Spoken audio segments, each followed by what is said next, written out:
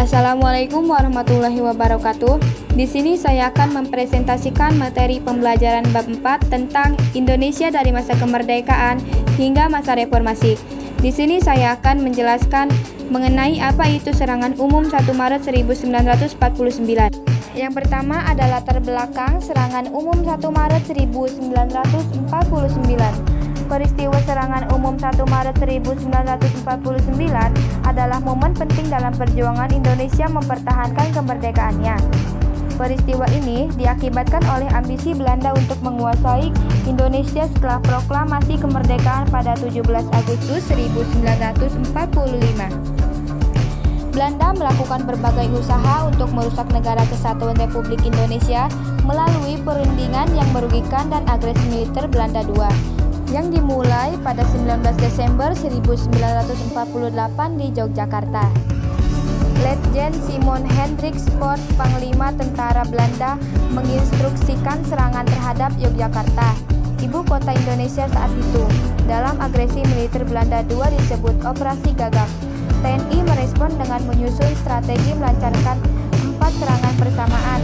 TNI juga bekerja sama dengan pemimpin sipil, termasuk Sultan Hamengkubuwono untuk serangan gerilya.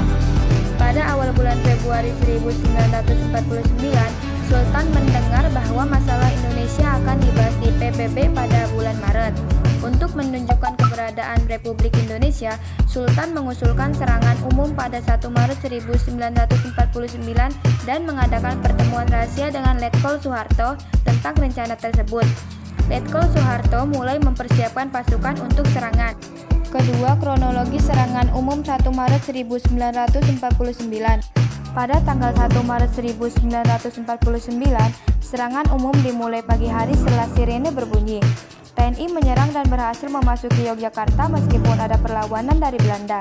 Setelah pasukan Belanda dari Magelang tiba, TNI mundur pada pukul 1 siang dan Yogyakarta kembali berada di bawah kendali Belanda. Meskipun hanya 6 jam, serangan ini menunjukkan keberadaan Angkatan Bersenjata Indonesia dan mendorong Belanda untuk berunding di PBB. Ketiga, tujuan serangan umum 1 Maret 1949. Serangan umum 1 Maret 1949 bertujuan untuk menunjukkan pada dunia bahwa Republik Indonesia masih ada. Ini untuk membantah propaganda Belanda tentang kehilangan wilayah dan pemerintahan. Aksi militer ini mengingatkan dunia tentang kekuatan Republik Indonesia dalam menjaga kedaulatan. 4. Pengaruh serangan umum 1 Maret 1949.